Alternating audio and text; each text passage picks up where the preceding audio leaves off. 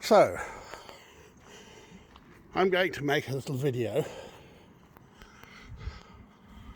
about tax. Living in a house that I can barely afford to keep in good repair. Crack in the door.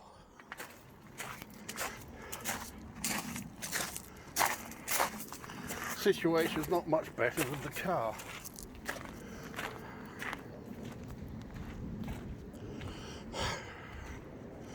Yeah,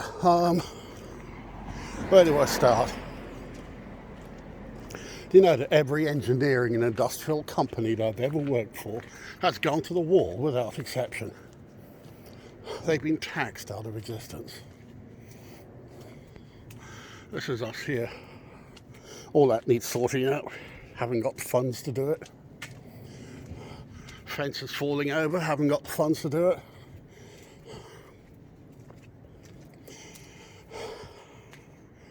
$500,000 a month rates on top of huge personal taxation, on top of national insurance contributions, on top of car license tax, television license tax, tax on top of tax, pension tax, inheritance tax to come. The truth is, there was nothing in it for me. Nothing in it for me. I was doing a job with an above average income and more dereliction, and can't afford the house. Can't afford to live.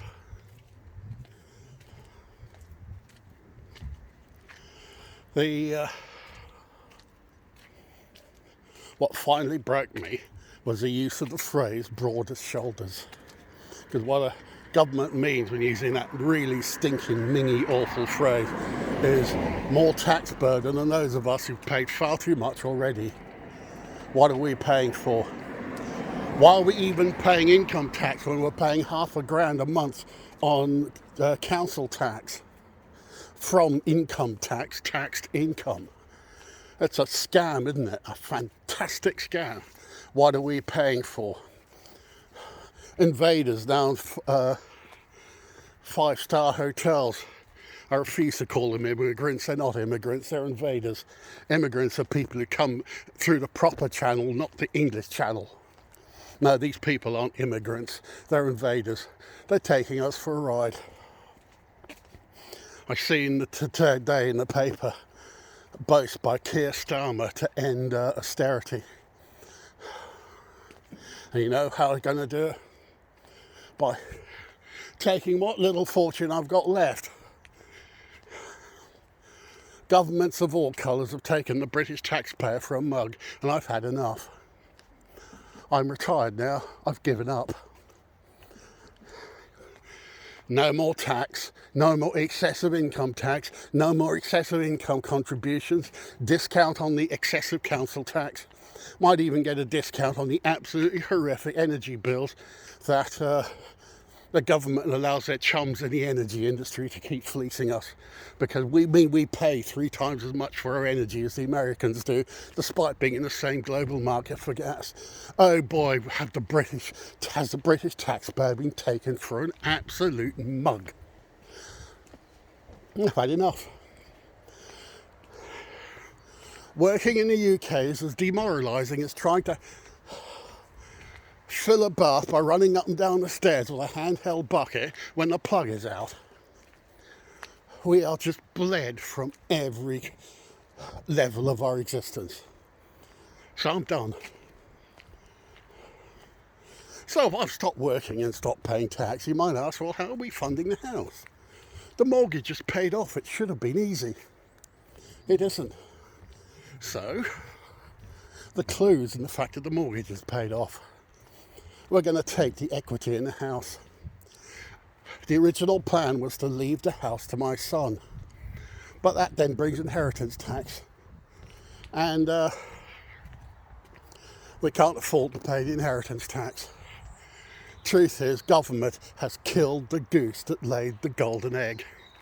So I'm going to take the equity in the house for myself and live off it.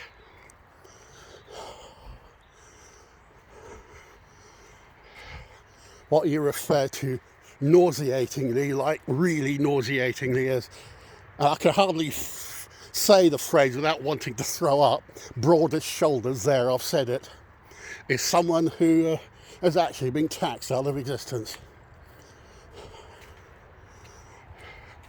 Since the 1970s, I've seen the greatest economy in the world get taxed into the ground.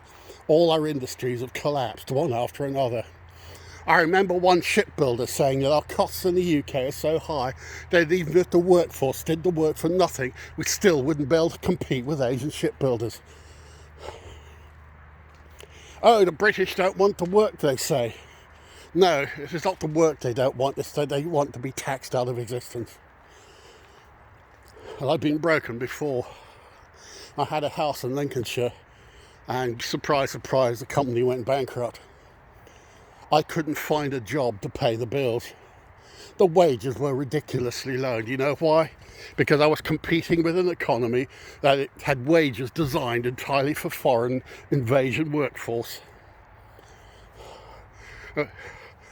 Trucking backwards and forwards with the likes of Ryanair and EasyJet, these horrid locusts, economic locusts, take all the jobs for a third of the rate that we can afford to do them. And we kept hearing, oh, the British don't want to do the work. It's that they can't afford to. If you were to pay field workers 150 grand, our fields would be absolutely full of British people.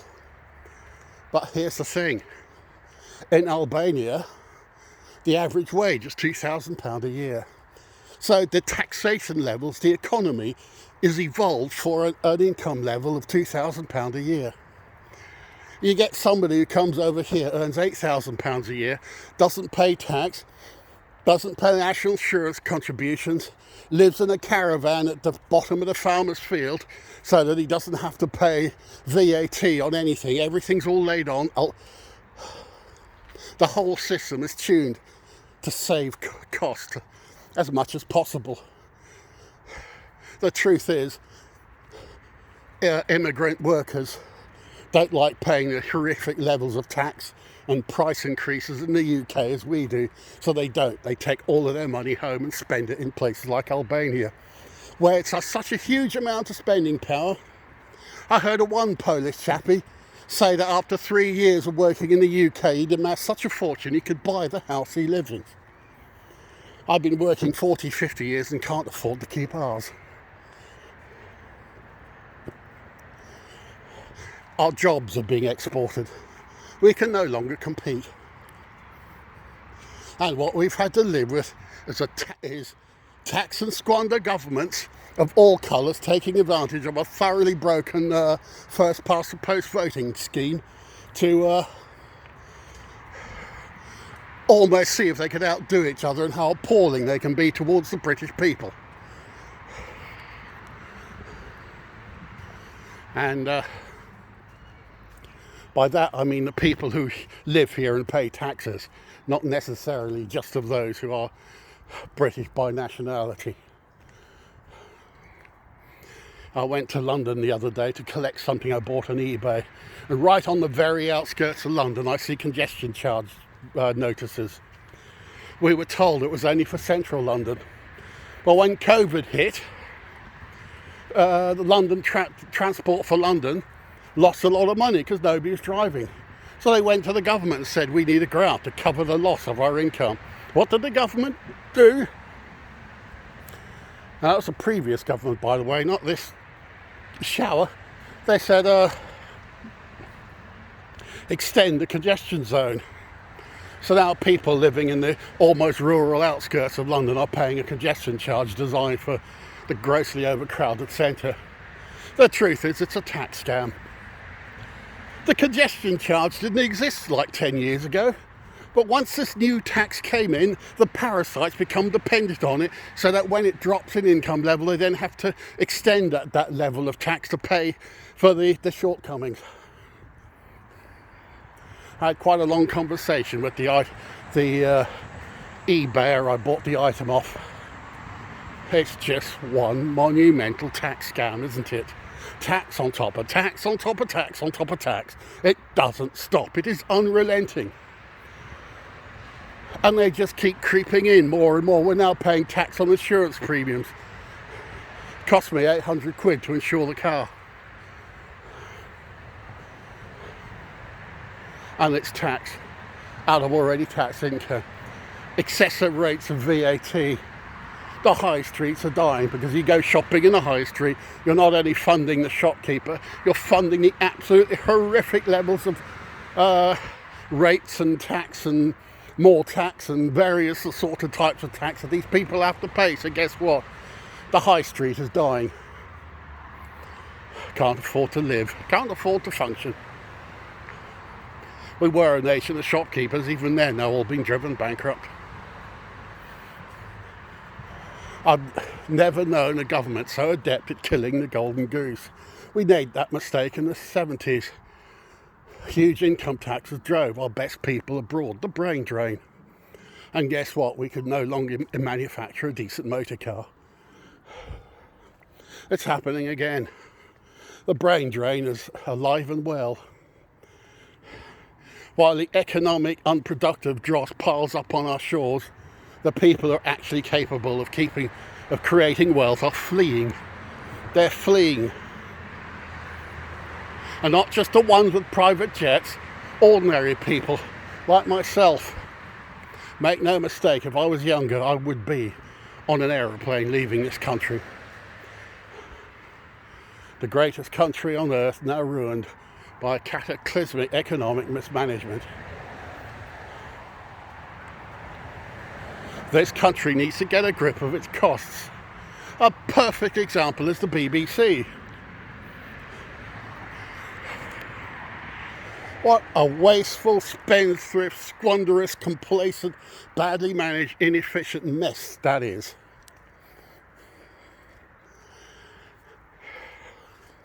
There are no end of private radio and television stations that would absolutely thrive if they took just £30 a month off every household in the country.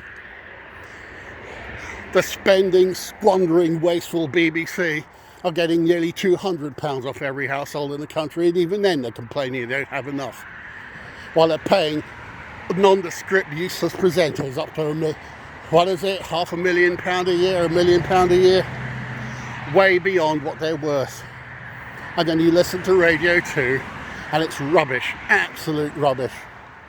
Just trite, absolutely unbearable trite. Radio 2 used to be a decent radio station with decent presenters who presented the programme in a well-spoken manner. Now it is full of the most unimaginable dross presented by youngsters who basically mangle their words more than I do, and for that we're paying a king's ransom. That is how anything run by socialism appears to work.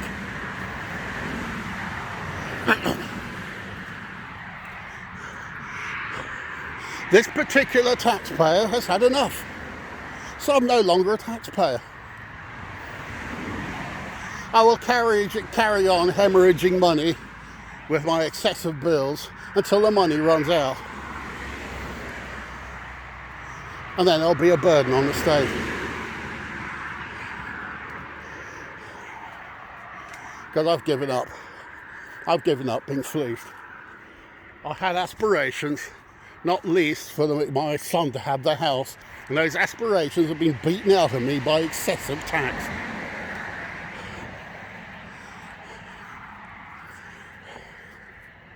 We have a benefit system that is so unhelpful. The only people it helps are people who fine-tune their lifestyle to take best advantage of it. Anybody else who just falls on hard times doesn't get any help at all. Maybe unemployment benefit, but with that you are absolutely persecuted. In the old days you got unemployment benefit, you'd have one bureaucrat at a desk, you'd sign for unemployment benefit, and then sooner or later you'd find a job and get started. Now, that one office has been replaced by a whole building, a multi-storey building full of these minging parasite bureaucrats who persecute you by insisting you do so much effort to find a job when they know blatantly well that the jobs aren't available.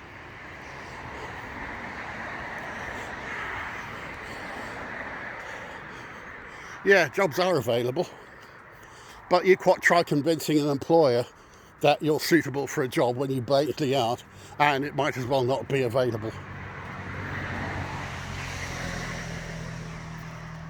So, in the years that I've been unemployed, I only got sporadic help from the job centre for that reason. And in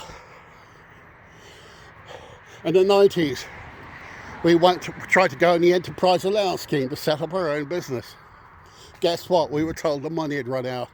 If I told the tax collector my money's run out, they'd throw me in prison.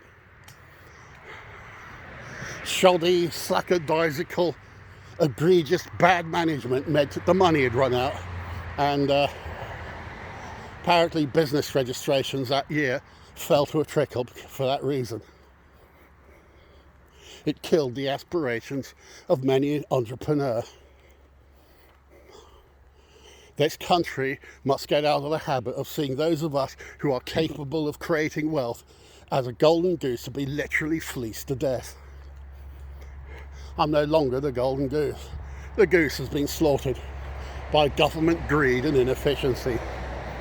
Our tax and squander governments of all colours have run the country into the ground, and now people can't afford to live, they can't afford to have aspirations. Anyone who has a bit of good fortune and spends that money on a house gets repeatedly fleeced until a house has to go.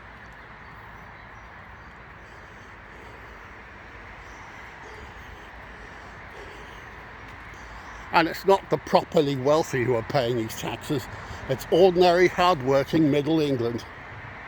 Anybody who does even remotely well for themselves, and I'm not talking managers and lawyers and solicitors and high finance, I'm talking train drivers, bus drivers, anybody who has a bit of a legacy and managed to get some money together to build a nice life for them and their family are exposed to a firestorm of taxes. With the mortgage paid off, I should be able to put my feet up, but I can't. Unable to pass the house on to my children, I'm going to spend it, because I'm damned after a lifetime of paying extreme and excessive taxes on everything that I do, and I'm going to lose it to a thieving, stealing taxman. Because there comes a point when tax is no longer tax and turns into blatant, outright theft. I'm fed up of being ripped off. I'm fed up of being taken for a mug. So while all those mugs are thrashing up and down on the road going to and from work, I'm putting my feet up. I'm going to spend the money that's in the house. The house will go. It'll be spent. I've got relatives all over the planet. So it won't be spent in the UK, it'll be spent abroad. It'll be spent certainly in areas of the world where it has value. Relatives visiting from abroad are horrified and astonished at just how much we overpay for absolutely everything, even stuff like shopping and petrol. We overpay and overpay and overpay and overpay and overpay, and I'm done. I'm done with being unrelentingly scammed by governments who want to take me for everything that I've got. Conservatives over the past few years have been absolutely appalling, and yet people stuck with them because they didn't want to go back to the 1970s. And the Conservative Party basically behaved like a bunch of crooks who took advantage of this until the British public could abide them no longer. So now what have we got? A Labour government who's absolutely determined to take anyone who has anything for everything that they have. And it's broken me. The use of the phrase, the broadest shoulders, was what finally did it. That actual phrase, as I come past what I call the talking tree, there it is. Whenever I need to do talking, there's the talking tree.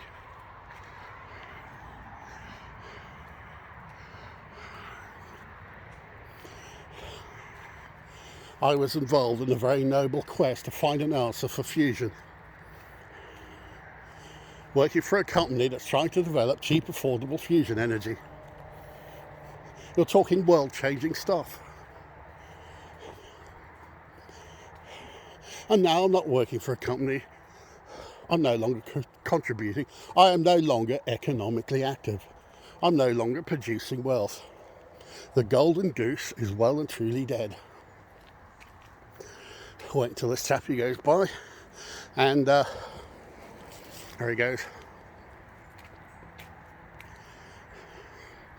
I'm fed up of running scared. I'm fed up of running scared of the next huge tax rises.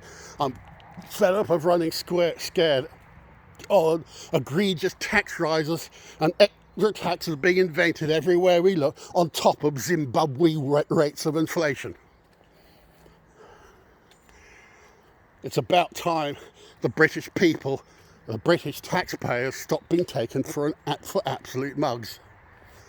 I wonder how many other people over there are considering their options, knowing that it's going to be just too expensive to follow their aspirations, and instead just think, okay, well, you know what, we can take the equity out of the house and put our feet up.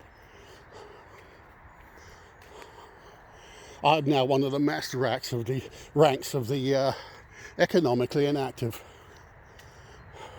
I got fed up being taken for a mug.